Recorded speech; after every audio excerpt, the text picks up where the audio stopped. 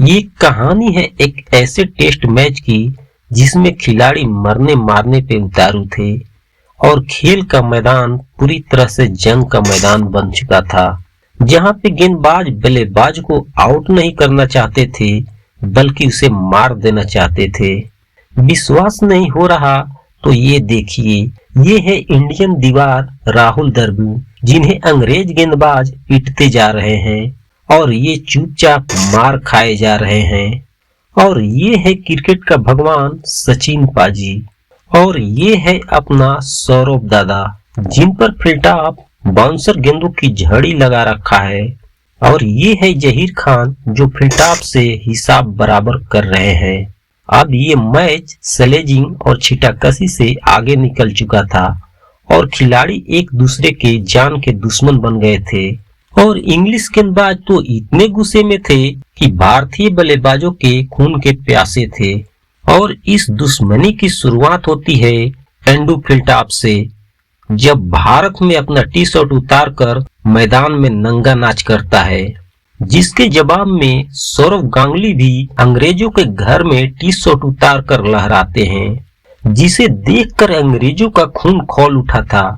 और इसका बदला लेने के लिए अंग्रेज कप्तान नासिर हुसैन अपने खिलाड़ियों के साथ एक प्लान बनाता है, और वो प्लान थी टेस्ट मैच में भारतीयों को सबक सिखाने की, खास तौर से सौरव गांगुली को।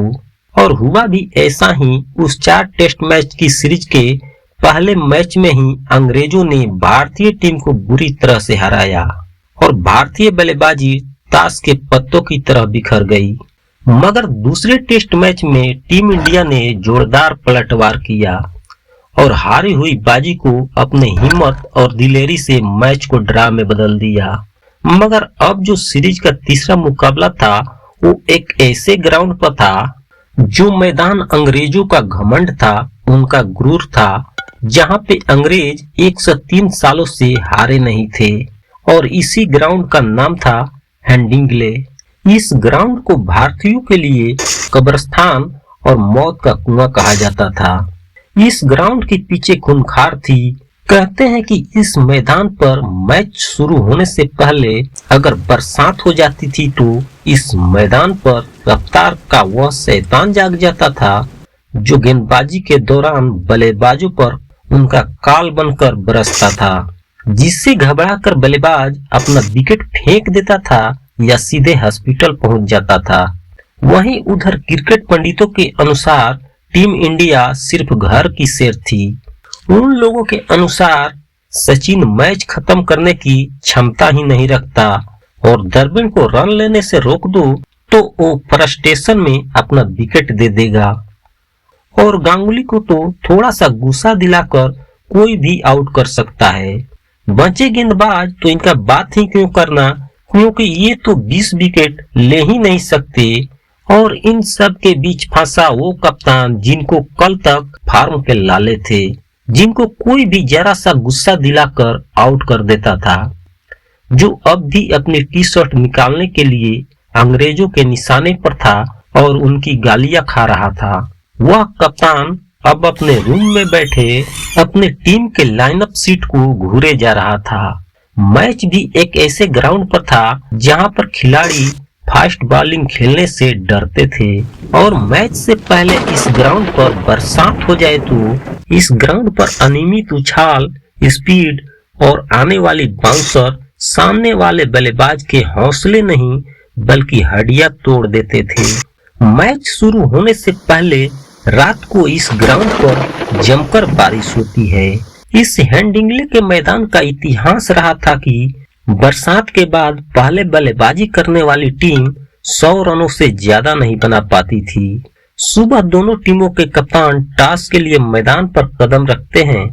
क्रिकेट फैंस और टीम मेंबर्स सभी यही दुआ कर रहे थे कि आज सौरभ गांगुली टॉस जीत जाए ताकि पहले भारतीय टीम गेंदबाजी कर सके।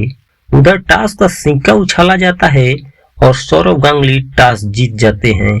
सबको लग रहा था कि सौरव गांगुली टॉस जीतने के बाद पहले गेंदबाजी करेंगे, लेकिन जब मैच रेफरी ने भारतीय कप्तान सौरव गांगुली से उनके फैसले के बारे में पूछा तो गांगुली ने कहा कि इंडिया पहले बल्लेबाजी करेगा, और यह सुनकर मैच रेफरी बाथम को अपने कानों पर यकीन नहीं हो रहा था। उसे लगा कि सौरव गांगुली अजीब सा पागलपन कर रहे हैं, इसलिए उसने दोबारा पूछा कि क्या आप बल्लेबाजी ही करेंगे। मैच रेफरी के दोबारा पूछने पर भारतीय कप्तान ने एक बार फिर कहा कि हाँ, मैं पहले बल्लेबाजी ही करूंगा। उधर इंग्लिश कप्तान गांगुली के इस फैसले पर मन ही मन मुस्कुरा रहा था, क्योंकि बरसात के बाद इस ग्राउंड पर बल्लेबाजी करने का मतलब था खुदकुशी करना। क्योंकि बरसात के बाद इस ग्राउंड पर रफ्तार का वह शैतान जाग जाता था जो सामने बल्लेबाजी करने वाले बल्लेबाजों पर बाउंसर से ऐसे प्रहार करता था कि बल्लेबाज ग्राउंड से सीधा पवेलियन की तरफ नहीं बल्कि हॉस्पिटल की तरफ पहुंच जाता था। दादा के टॉस जीतकर पहले बल्लेबाजी करने के फैसले से पूरी भारतीय टीम में हड़कंप मच गया। खिलाड़ियों ने काफी समझाया, लेकिन गांगुली ठहरे जिद्दी। उन्होंने किसी की एक न सुनी और दादा का कुछ अलग ही प्लान था। एक ऐसा ग्राउंड जहां पर गेंद कभी घुटनों के नीचे रह जाती तो कभी गले और सर तक पहुंचकर बल्लेबाजों की जान लेने पर उतारू हो जाती। ऐसे में इंग्लिश तेज गेंदबाज जो ऐसी कंडीशन में उस मैदान पर गेंदबाजी करने के लिए खूंखार शेर की तरह उतावले हो रहे थे, और मानो भारतीय बल्लेबाज उन्हें अपना शिकार नजर आ रहे थे। इस ऐतिहासिक मैच की शुरुआत एक ऐसे पिच पर होती है जिस पर पहले मिनट से ही पागलपन सवार था। एक ही लेंथ की बॉल कभी घुटनों तक भी नहीं आती तो कभी सीधे गले तक पहुंच जाती। उस पर ठहरे इंग्लिश बॉलर्स जो इस कंडीशन में बॉलिंग करके इतने खुश थे कि वो बाउंसर की बरसात कर रहे थे, और जल्द ही इस घातक पिच पर अंग्रेज तेज गेंदबाजों ने अपना पहला शिकार दबोच लिया। इनफॉर्म ओपनर सहवाग 8 रन बनाकर आउट हो जाते हैं। प्लान वालान सब ठीक है, पर हम लॉर्ड्स की आसान पिच पर भी कोलैप्स कर गए थे। अगर कोई खड़ा रह सकता है तो वो था वो दीवार जिसने कुछ साल पहले ही इन्हीं पिचों पर 1 साल तक ट्रेनिंग की थी, जो इन्हीं ग्राउंड पर वर्ल्ड कप के हाईएस्ट स्कोरर थे, जो इस बैटिंग लाइनअप के सबसे अच्छे ओवरसीज प्लेयर थे। भारत की दीवार राहुल द्रविड़। इस मैच में जिंदा रहने के लिए उस दीवार का टिके रहना बेहद जरूरी था, और अंग्रेज इस बात को बखूबी जानते थे, इसलिए द्रविड़ पर टूट पड़े। विजडन ने आगे जाकर इस मैच के बारे में लिखा कि उंगलियां, सर, छाती जहां भी मिले वहां द्रविड़ को मारा गया। ऐसा लग रहा था कि मानो इंग्लैंड उन्हें आउट नहीं बल्कि उनकी जान लेना चाहता था, लेकिन अंग्रेज तेज गेंदबाजों की रफ्तार के अहंकार और भारतीय कप्तान सौरव गांगुली के टॉस जीतकर पहले बल्लेबाजी करने के फैसले पर खामोश राहुल द्रविड़ अपनी जान जोखिम में डालकर मैदान पर डटे रहे। बॉल अगर ऑफलाइन में हो तो 1 रन, वरना वह बॉल को सीधे शरीर पर ले रहे थे। उस दौर में अगर कोई विनर गेस करता तो पक्का इंग्लैंड को करता। द्रविड़ के दिमाग में कैलकुलेशन बेहद सिंपल था, जब तक वो मुझे मार रहे हैं वो मेरी विकेट नहीं ले रहे, ना एलबीडब्ल्यू ना बोल्ड, और अगर मैं बैट ही ना दिखाऊं तो ना कैच, तो बस मैं मार खाता रहूंगा और यह सब अपना वक्त यूं ही बर्बाद करते रहेंगे। और उन्हें देखकर दूसरे छोटे खड़े बांगर भी अड़के बैठ गए। इंग्लिश गेंदबाज हर गेंद को जीत तोड़ कर डालते और दोनों बैट्समैन सिर्फ मुस्कुराकर उसे इग्नोर कर देते। इस बिना फल के मेहनत का असर धीरे धीरे इंग्लिश गेंदबाज पर नजर आ रहा था। वो गेंदबाज जिन्होंने सीरीज में करीब करीब अचूक बॉलिंग की थी, वो लंच आने तक अपनी लाइन और लेंथ से चूक रहे थे। इंग्लिश कोच डंकन फ्लेचर इसे देखते हुए लंच ब्रेक में अपने गेंदबाज पर चिल्ला रहे थे, सबकी गलतियां दिखा रहे थे, जबकि द्रविड़ अपने ड्रेसिंग रूम में बैठे हुए पिच को देख रहे थे। अब कोच जॉन राइट ने उनसे कहा कि अगर तुम यहाँ सेंचुरी बना पाओ तो वो तुम्हारी जिंदगी की सबसे बेहतरीन पारी होगी। तब द्रविड़ ने कुछ जवाब नहीं दिया। उनका दिल और दिमाग अब भी उस पिच पर था जहां एक बार जाकर फिर उन्हें मार खानी थी। लंच के बाद खेल फिर एक बार शुरू हुआ।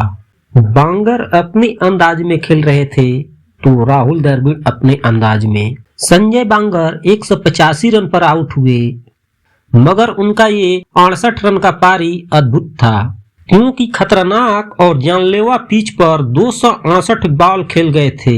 सचिन तेंदुलकर के मुताबिक वो ट्रैक इतना घटिया था कि जब वो क्रीज पर आए तब भी पिच गीली थी, बल्कि जो पार्ट सूखे थे वो गेंदबाजी को और अनियमित बना रहे थे। सचिन तेंदुलकर ये सोचकर हैरान थे कि राहुल द्रविड़ ने सुबह कैसे निकाली होगी।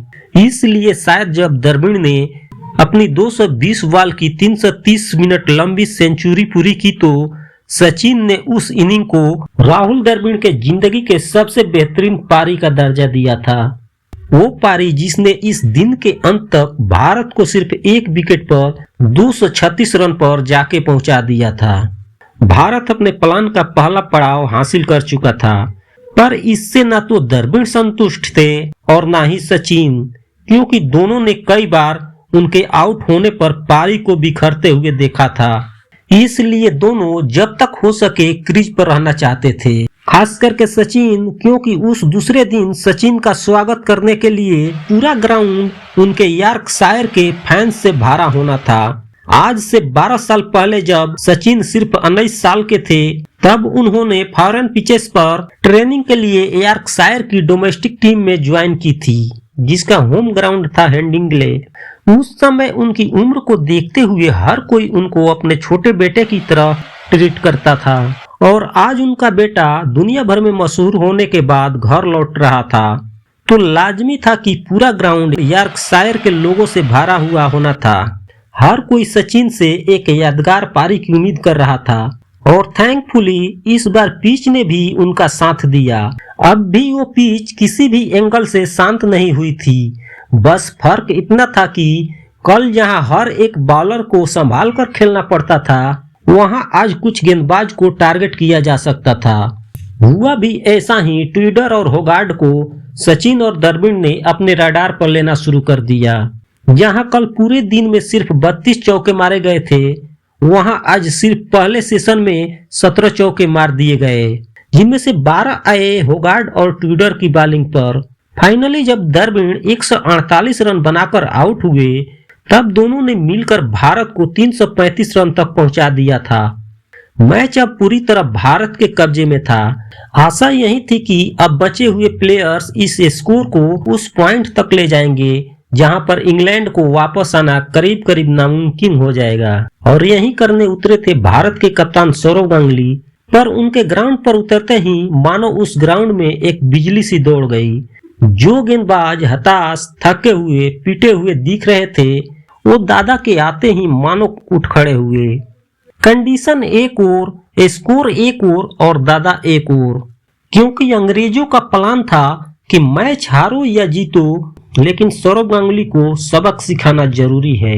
इसलिए पूरी इंग्लिश पेस बैटरी बाउंसर लेकर लाइन में लग गई, जिसमें सबसे आगे खड़ा था एंड्रू फिलिटॉप, और अगले कुछ ओवर क्रिकेट नहीं बल्कि बॉक्सिंग डे मैच की तरह थे।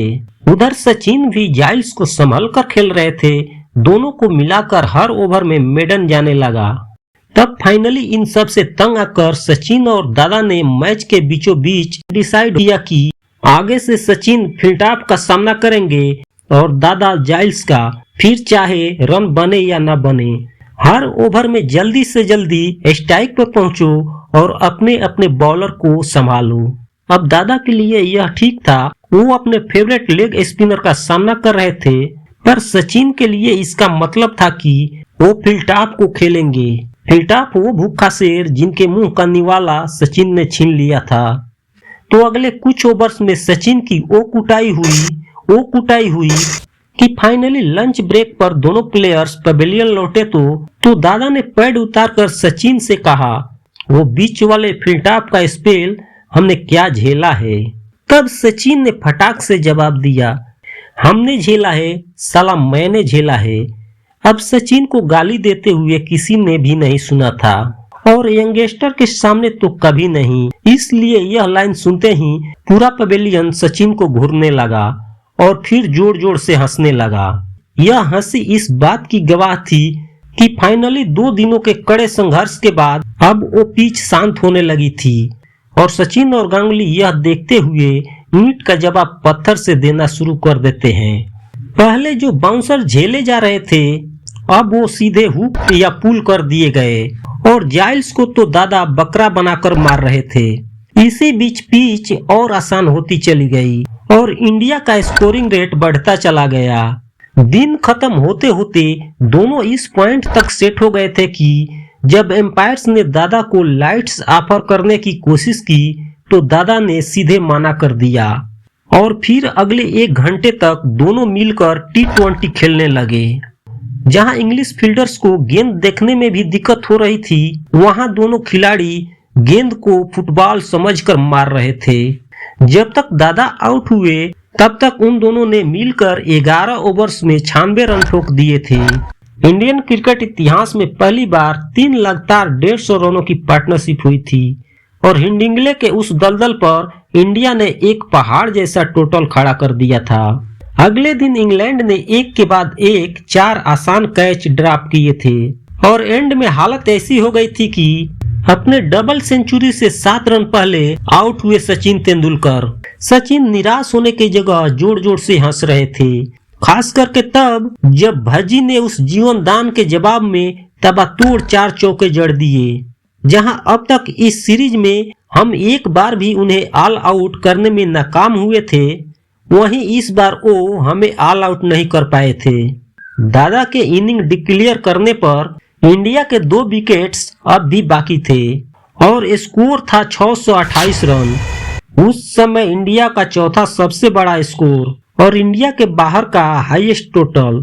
कोई भी अब देख के बता सकता था कि मैच अब पूरी तरह से इंडिया के कब्जे में था, पर ऐसे में भी अंग्रेजी मीडिया यही कह रहा था कि हाँ, इंडिया का हारना करीब करीब नामुमकिन है, पर यह मैच जीत नहीं पाएंगे।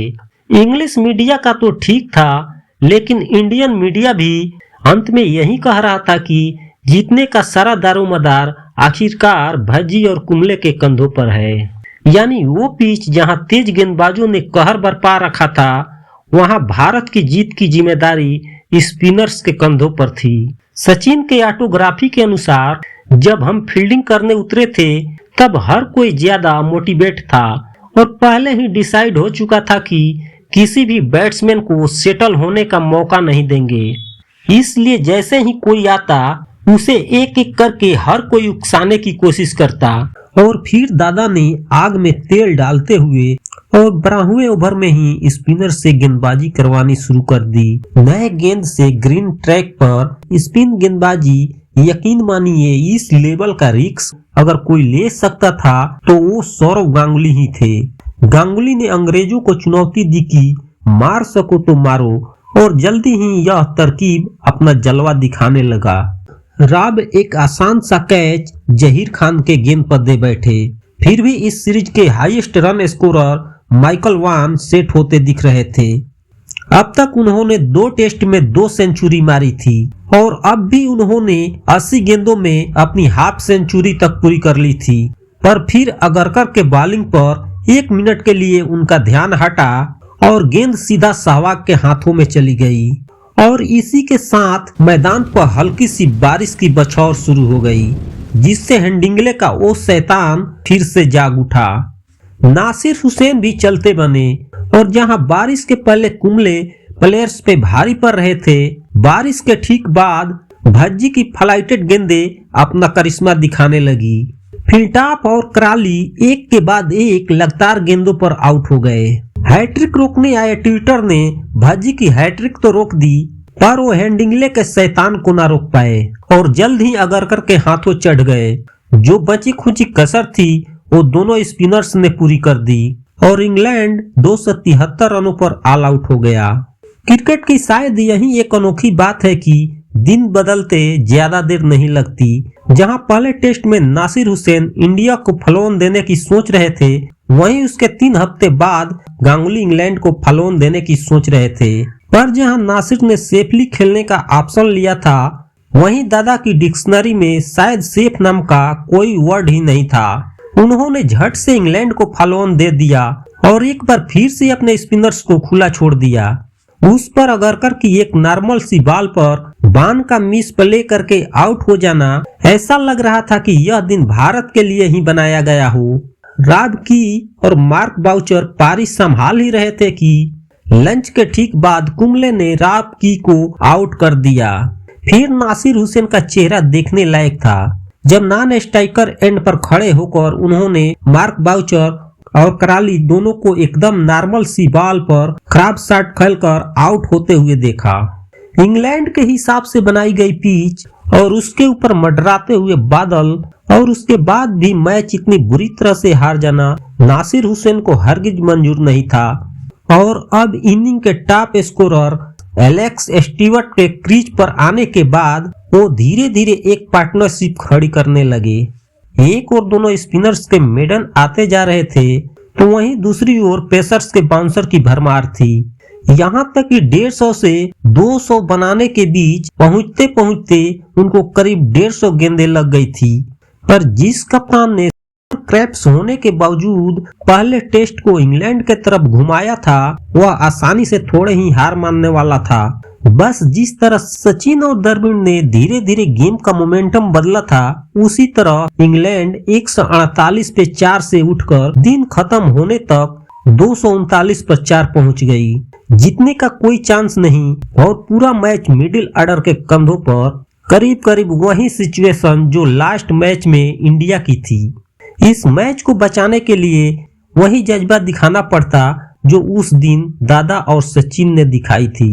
लेकिन ये अगर इतना आसान होता तो इन तीनों खिलाड़ियों को क्रिकेट का भगवान ना कहा जाता। और उस पर अंग्रेजों के सामने खड़े थे दादा जो पहले दिन से ही इस आखिरी दिन का इंतजार कर रहे थे, या यूं कहे कि आखिरी दिन और उनके स्पिनर्स के जादू का इंतजार कर रहे थे। और दिन शुरू होते ही नए गेंद लेने के 10 ओवर के बाद गेंद कुंबले के हाथों में थी। उन्होंने अपने पहले दिन के पहले ओवर में ही नासिर हुसैन का विकेट ले लिया। इंग्लैंड का कप्तान अपनी सेंचुरी बनाकर पवेलियन लौट चुका था और अब बारी थी इंग्लैंड के आखिरी आस की, वो शख्स जिसने इस पूरे वाकये की शुरुआत की थी। बस एक सीधे साधे डिनर पर दादा पर गुस्सा होकर फिलटॉप ने जो किया था दादा वो भूले नहीं थे। फिलटॉप अभी हाफ क्रीज पर आए ही थे और यह देखते ही दादा जहीर खान के पास गए और गेंद थमाते हुए बोले, जहीर भाई अब मैच हारे या जीते कोई फर्क नहीं पड़ता क्योंकि ये लड़ाई अब हार जीत से आगे बढ़ चुकी है। तुम इसे जितना मार सकते हो उतना मारो क्योंकि इन्होंने द्रविड़, सचिन और हमें चोट पहुंचाई है। अब इसलिए खून के बदले खून और बाउंसर के बदले बाउंसर फिलटॉप को पड़ने लगा। जहीर खान के पहली गेंद सीधे फिलटॉप के सर पे जा लगा और फिलटॉप गुस्से में जहीर खान से झगड़ा करने लगता है और गेम वहीं के वहीं रोक दिया जाता है। उस नेट वेस्ट मैच में उस आखिरी ओवर में ऐसे ही एक बाउंसर पर फिलटॉप ने जहीर खान को चुनौती दी थी और आज जहीर मानो वही चुनौती उसे वापस दे रहे थे। पर वहां जहीर ने इंडिया को वो मैच जितवाया था और यहाँ फिलटॉप ने अगली गेंद द्रविड़ के हाथों में दे दी। इस तरह से फिलटॉप को 0 पर आउट कर दिया गया और जहां हुसैन ने 280 मिनट तक खड़े होकर अपनी टीम को बचाने का एक छोटा सा मौका बनाया था, वहीं उनकी टीम अगले 70 मिनटों में ऑल आउट होकर उस मौके को गंवा देती है। इंग्लैंड के सबसे खतरनाक पिच पर इंडियन स्पिनर्स ने 11 विकेट लेकर और उस मिडिल ऑर्डर ने 470 रन बनाकर इंग्लैंड में हाईएस्ट मार्जिन से जीत दर्ज की थी। एक इनिंग और 46 रनों से इंडिया हेडिंग्ले फतह कर चुका था। इंडिया ने 15 साल बाद इंग्लैंड में कोई टेस्ट जीता था और 10 सालों बाद एशिया के बाहर कोई सीरीज ड्रा करवा पाई थी। और रही उस फिलटॉप और दादा के झगड़े की बात, तो झगड़ा कौन जीता और कौन हारा आप इसी बात से समझ लो कि उस आखिरी दिन जहां दादा और जहीर फिलटॉप को घूरे जा रहे थे, वही फिलटॉप चुपचाप आगे देखकर चले जा रहा था बिना एक बार भी पीछे देखे। उम्मीद है ये वीडियो पसंद आई होगी।